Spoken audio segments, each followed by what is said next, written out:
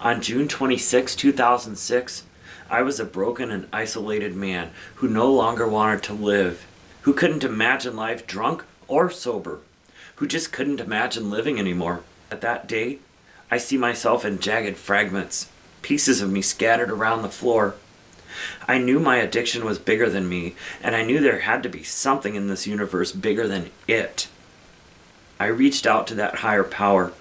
I strung one moment to the next, breath by sober breath. And I run. I've run all my life, off and on. I ran as a kid in South Louisiana. I ran cross country and track for Coach Jim Dean at Osseo High School. I even ran a 5K during my last alcoholic bender. I don't recall the race, but I still have the t-shirt.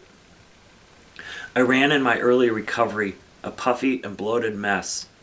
Running doesn't keep me sober.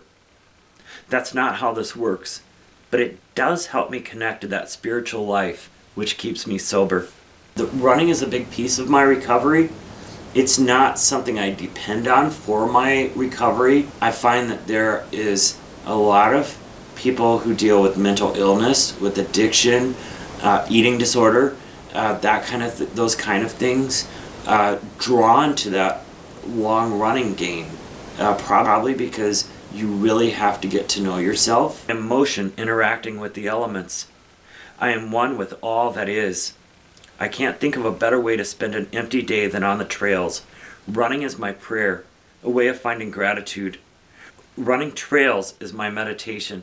It puts me more in the present moment than anything I do. I love the solitude of running long and the humility of running ultramarathons.